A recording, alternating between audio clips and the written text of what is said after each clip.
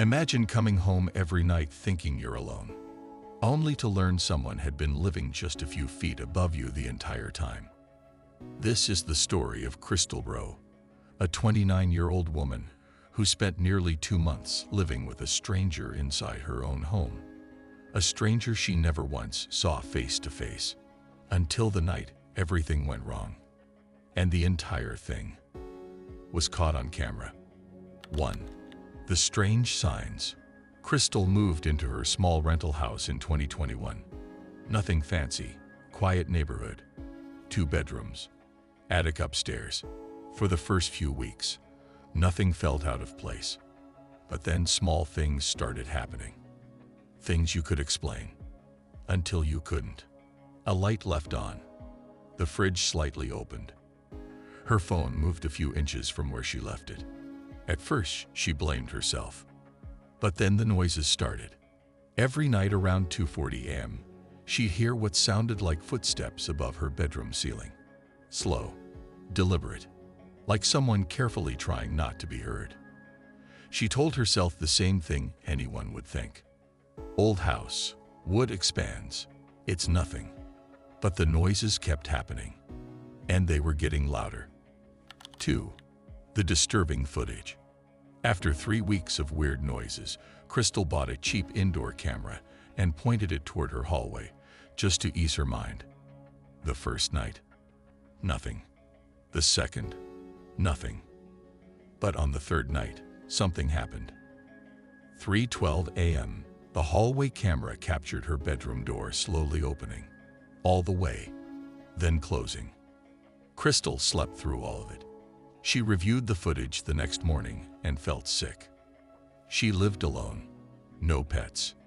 No reason her door should move like that. So she bought 2 more cameras, one for her kitchen and one aimed at the attic door in the hallway. She didn't tell a single person. That night, everything changed. 3. The attic door. At 3:17 a.m., the attic door camera shows the handle rattle twice. Then turn. The attic door opens just an inch. Pause. Then closes again, very slowly, as if someone realized the camera was there. No footsteps. No voices. Just the door, reacting. Crystal saw the footage at 6 a.m. while getting ready for work. She froze. This wasn't her imagination. This wasn't old house settling. This was someone touching that door. She didn't call the police. She didn't want to seem crazy. Instead, she called her landlord to ask if anyone had a spare key. He told her, "Just you. The attic doesn't even open from up there anymore.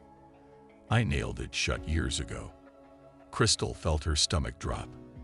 If it was nailed shut from above, that meant someone was already in the living space, downstairs, with her. 4. The man in the kitchen. Night 37, 3:42 a.m. The kitchen camera sends an alert to her phone. She watches it live from bed. In the corner of the kitchen, where the light barely reaches, something moves. A shape. A person. A man, hunched over, walking slowly to her refrigerator. He opens it, takes out a pack of lunch meat, and eats it with his bare hands. He moves like he knows the layout, like he's done it before. He never looks toward the camera. Crystal puts her hand over her mouth and silently cries. She doesn't scream, doesn't move. She stays frozen in bed for hours until the sun comes up. 5. The discovery. The next day, Crystal buys the most important camera, a small one she can hide inside the attic, pointing down toward the opening. That night, she doesn't sleep.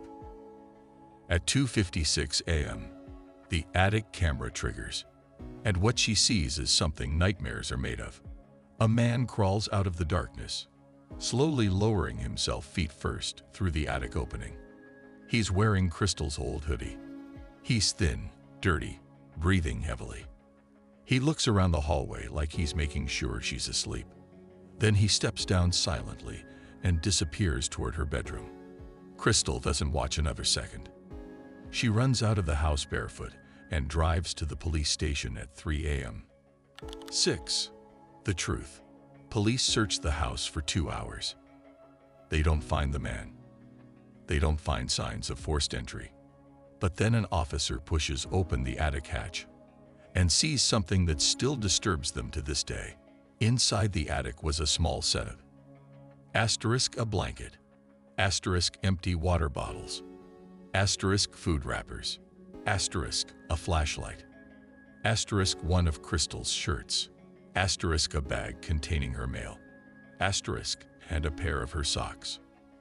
He had been living inches above her ceiling for 57 days straight, and based on the amount of wrappers and the notes found, he had been coming downstairs almost every night, reading her mail, going in her bedroom, taking food, watching her.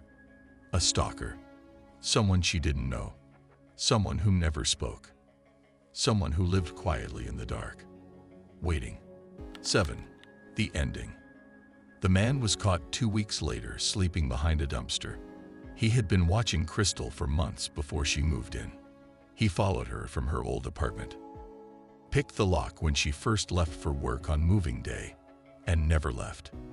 When asked why he did it, his answer was chillingly simple. She looked peaceful. I didn't want to ruin that. Crystal never spent another night in that house. And every now and then, she says she still wakes up at 3 a.m., certain she can hear someone walking just above her head.